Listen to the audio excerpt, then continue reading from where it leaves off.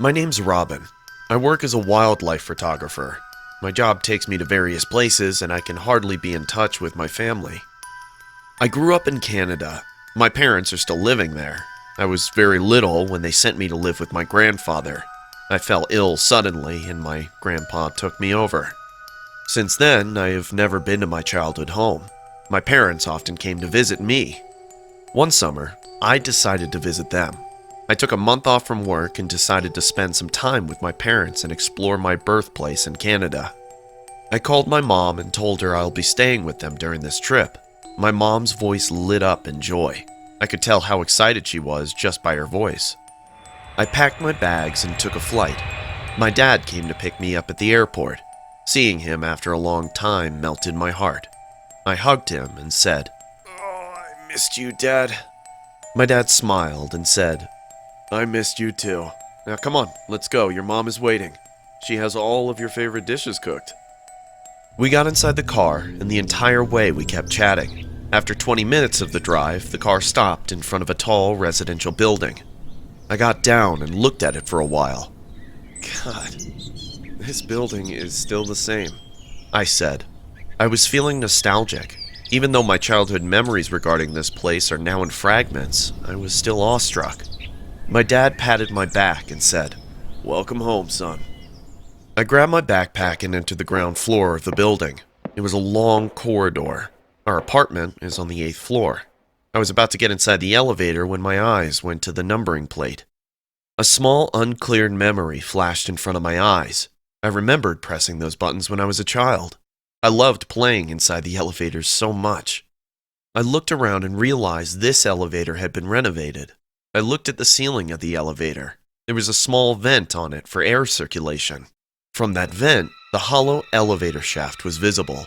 For a moment, I felt a pair of eyes were watching me from there. The hair on the back of my neck stood up immediately. "Come on, we're here," my dad told me. I saw we were standing on the 8th floor. My dad asked, "Something wrong, Robin?" "Sorry, it's nothing. I just got distracted," I replied. While coming out of the elevator, I looked up once again, but there wasn't anything. God, this hectic journey really got to me, I said to myself. After a cool, refreshing shower, I finally managed to clear out my mind. My mom made chicken, porridge, fried mushrooms, and my favorite cheesecake for dinner that night. "It sure is good to be home, Mama," I said, with a big smile. We all sat down in the living room to chat. My dad was really funny. He started to bring all kinds of embarrassing childhood memories up. Everyone was laughing and having a good time. At around 11 p.m., we all went to bed. I was already tired and feeling very sleepy. As I laid down on my soft bed, deep sleep grabbed my eyes. At around 2 in the morning, I heard a weird sound in my room. It felt like someone was breathing heavily, sitting very close to me.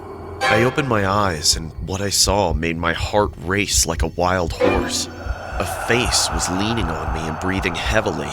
I could tell it was a little girl. Her long black hairs were floating in the air. All I could see was her wide eyes and that dark face. She was watching me while I slept all of this time. My voice got stuck. I wanted to scream, but I couldn't. The girl then came closer and said, "How could you? How could you, Robbie?" I shot up from my bed, panting and gasping for air. The sunlight coming from my window made me realize that it was morning.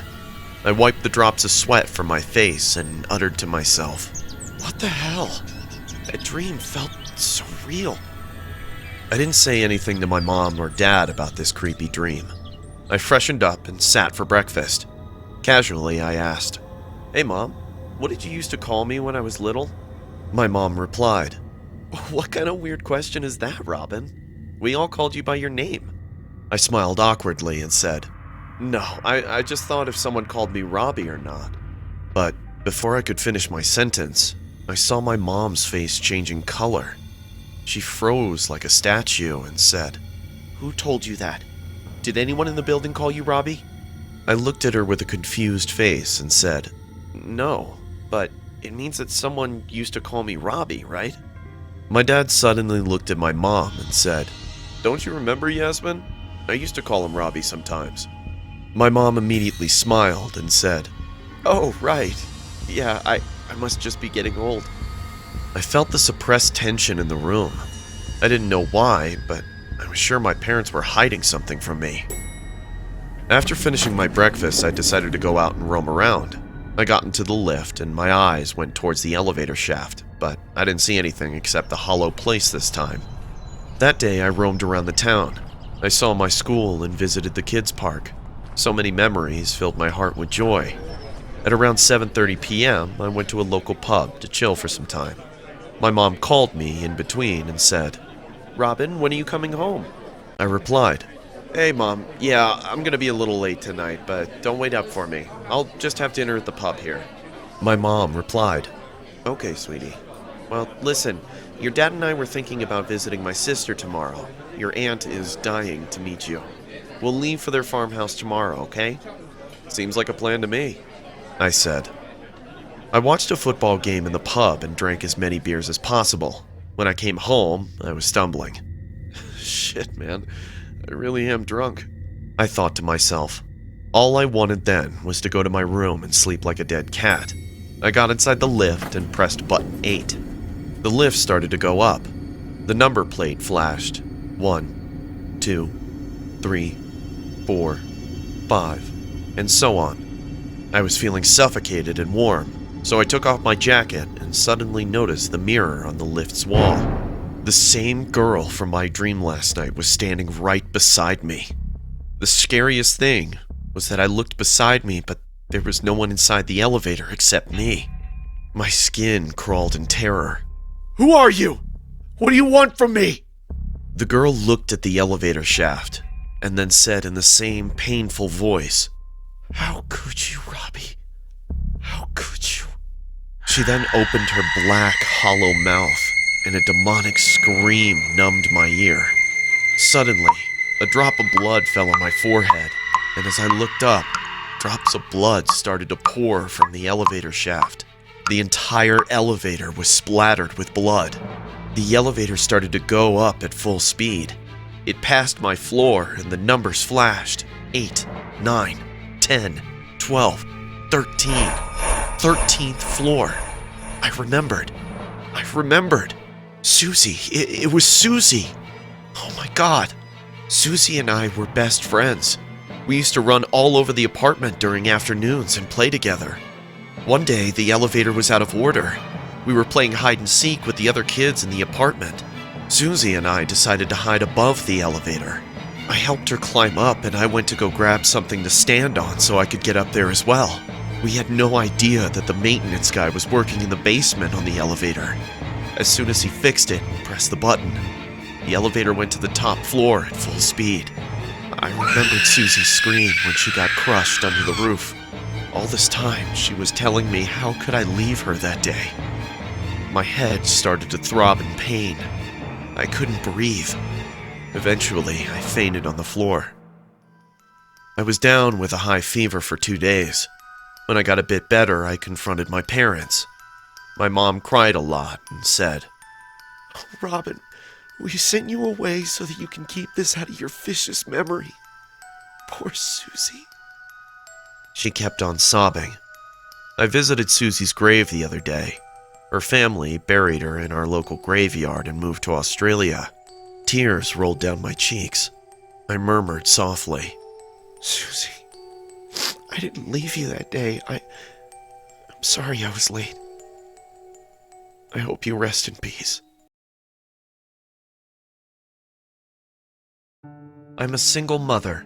My boyfriend was a drug addict, and he died of an overdose a few months back. My daughter is 2 years old. I had to work 2 jobs to support my family, but going for night shifts while leaving my daughter home alone was impossible for me. So I moved back with my mother. I took a night job as a maintenance staff in an office building. Every evening after office hours, I had to go to each floor and take out the garbage from the washroom and cafeteria.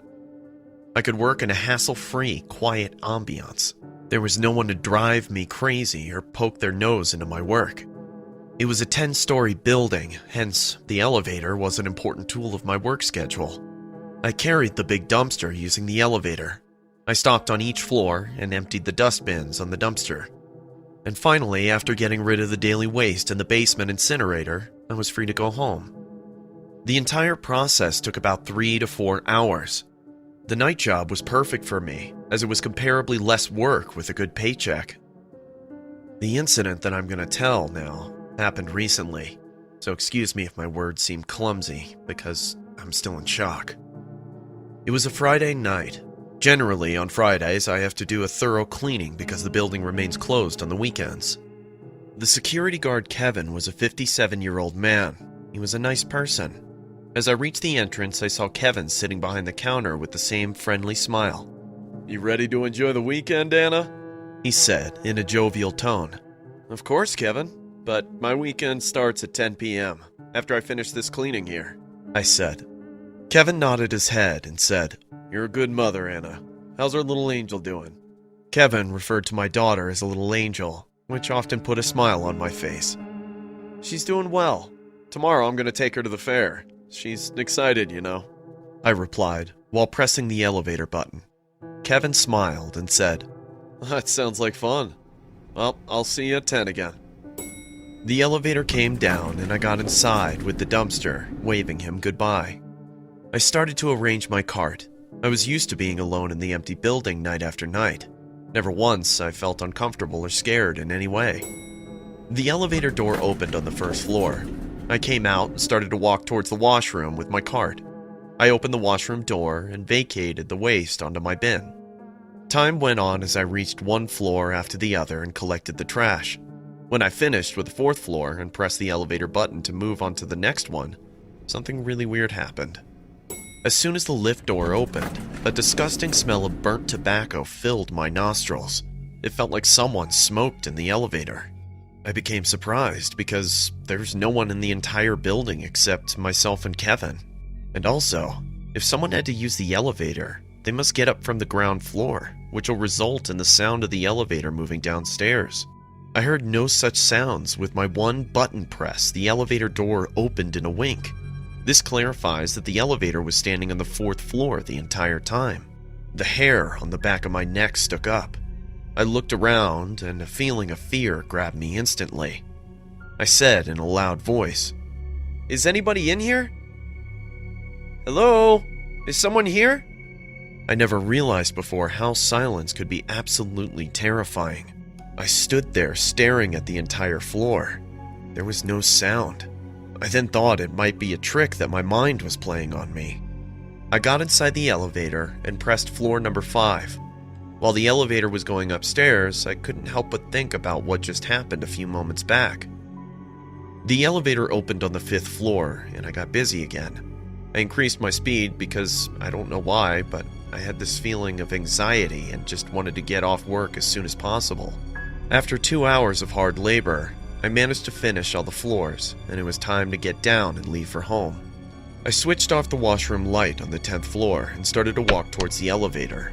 Suddenly, I felt like I was being followed. I turned around really quick and saw the long, empty corridor lying behind. "Damn it! What the hell is wrong with your mind today, Anna?" I said to myself. I then turned back and started to walk faster. The moment I reached the elevator and went to close the door, I heard a voice. Please help me. I can't take this pain anymore." It was a man's voice. I could tell he was in terrible pain. I said, "Who are you? Is everything all right?" The man replied, "Help me. I can't walk. My leg, it hurts." I became confused about what to do. I came out and followed his voice. "Where are you?" The man replied, "Right at this corner. Please, help me." I realized the voice was coming to form at the end of the corridor. I walked thinking that there was someone who needed my help. I was almost halfway when my cell phone rang. It was Kevin. I took the call and said, "Kevin, I think there's someone stuck here. Can you—" But before I could finish, I heard Kevin saying, "Anna, listen to me carefully. You must come down. Leave everything and just hop back onto the elevator. The cops are going to be here soon." "Why? What's wrong?" I said in a confused voice. I just saw some creep walking on the 10th floor corridor with a bloody knife. I've called 911 and they think it's the same serial killer that escaped from the prison today. My heart dropped into my stomach. I almost screamed, saying, "What?" Just then, my eyes went to the end of the corridor. I saw a tall, bony guy standing there and watching me. His stare made my entrails scream in horror. I have never seen such a demonic face. His eyes were like a vulture, and I realized he was trying to lure me into his trap a few moments back. The man said, "Hello there. I'm glad we finally met." I screamed at the top of my lungs and ran towards the elevator. The man was chasing me like a hungry wolf, but before he could catch me, I bolted inside the elevator. I started pressing the button to close the elevator door. The man was running towards me. I knew if he caught me, the cops will find nothing but my dead body. I pressed the button repeatedly. All I wanted was the elevator door to close. The man was just a few inches away from the door when it began to close. The man stopped and said with a terrifying grin, "I'll see you downstairs." And then I saw him rush towards the emergency stairs. Now, the horror went to a horrifying level. The elevator started to go down. I was paranoid like hell because now the man would be waiting for me in front of the elevator door. In those few seconds, I could see my entire life flashing right in front of my eyes. I was sobbing and crying. I was sure I was going to die at the end of this serial killer as soon as the elevator hit the 9th floor. Suddenly, an idea came to mind. I pressed the stop button immediately, and the elevator stopped right before reaching the 9th floor. I thought, if I just wait for a few moments, the cops will be here in time, and this is probably the only way I can save my life. The elevator stood silently. There was no sound except from my madly beating heart.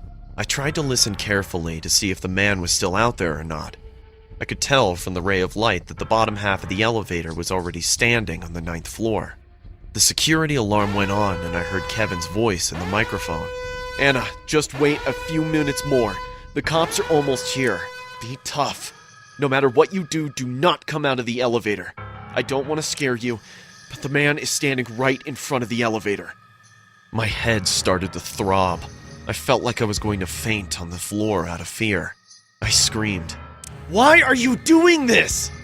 The man on the other side replied, "I'd like to feel your skin on me after I peel it off from your body with my sharp knife, Anna." I screamed back, saying, "I am not coming out of this elevator, and the cops are going to be here soon. Burn in hell, you freak." Suddenly, the elevator microphone buzzed again, and I heard Kevin's voice. "The cops are going up, Anna. They'll be on the 9th floor soon. Don't worry, it'll all be over now." Everything went quiet. No reply came from outside. I got close to the elevator door and leaned on it to hear if he was still out there or not. I tried to listen when suddenly a huge knife sprung in between the gap at the elevator door, almost slicing my feet. I got cut bad, but thank God it wasn't that severe. "Looks like I missed this time, Anna, but I won't miss the next time. Just remember my words." Then the man's running footsteps faded away. When the cops opened the elevator, they found me lying on the floor unconscious. They're still looking for the serial killer. This might not be the so-called horror story, but it's the scariest encounter of my life.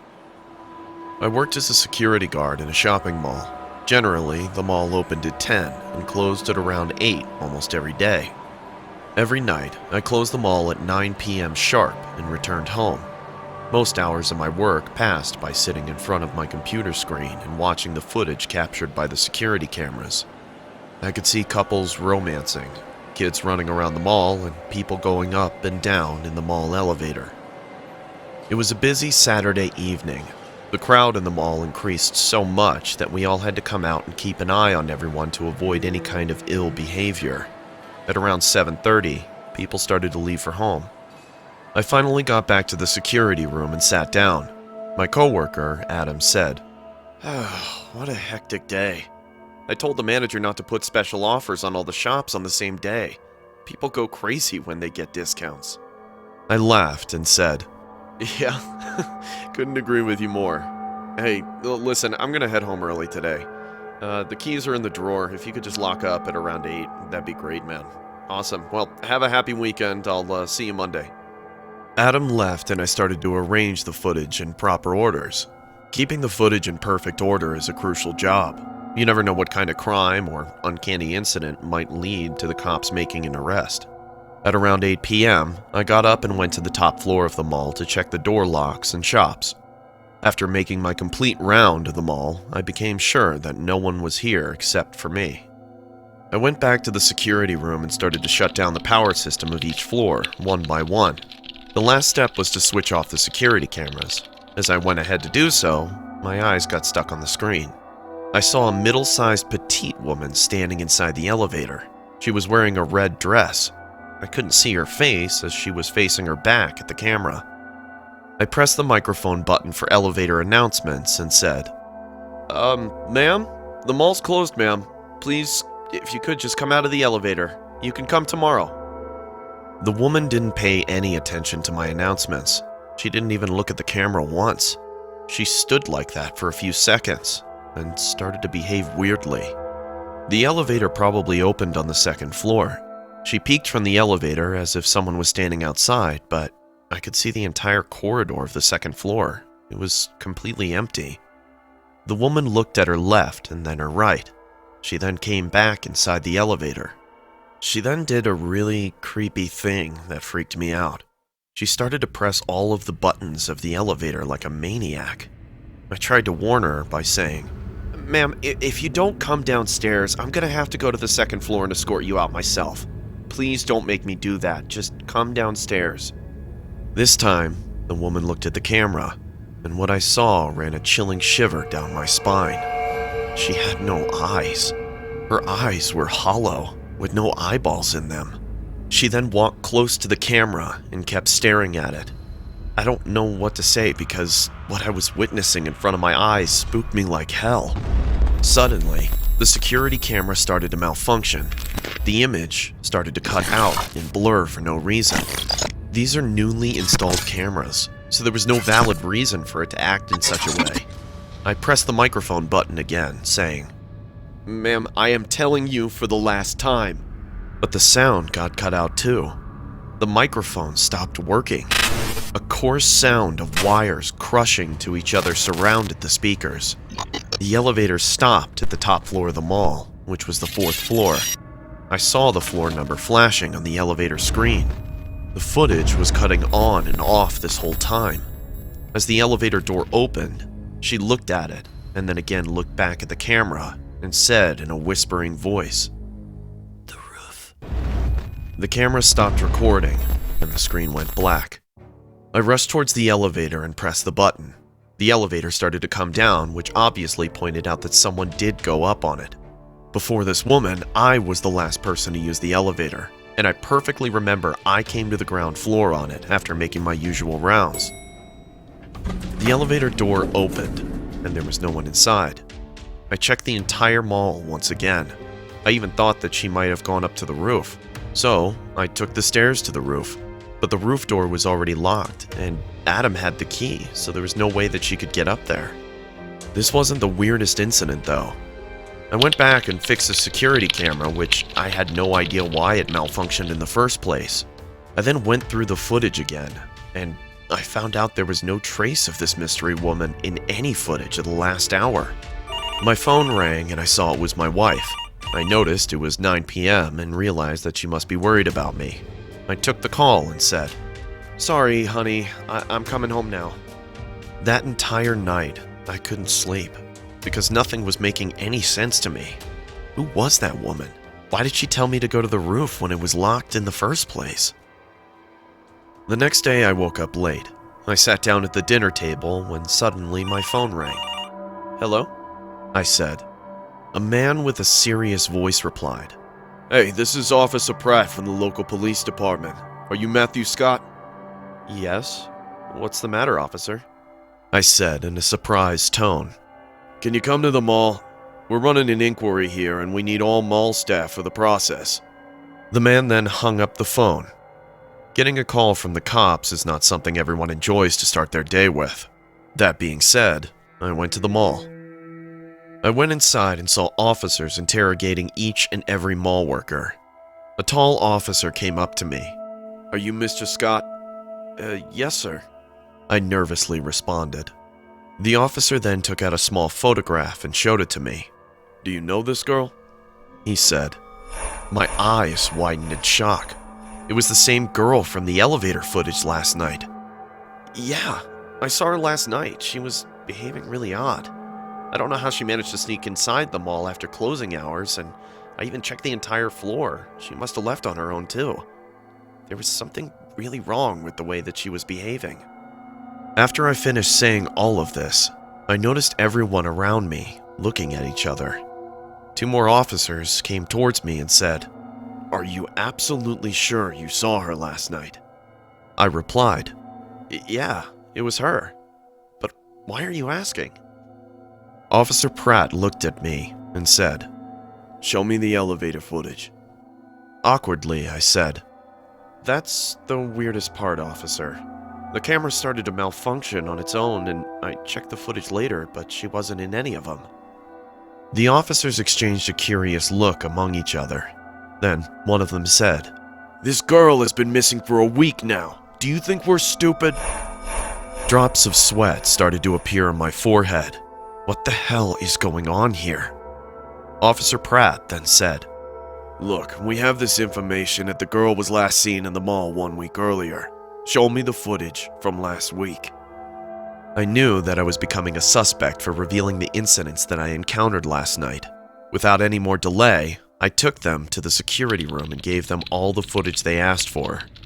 Within 3 hours, the cops spotted her coming into the mall, getting into the elevator, and going to the 4th floor.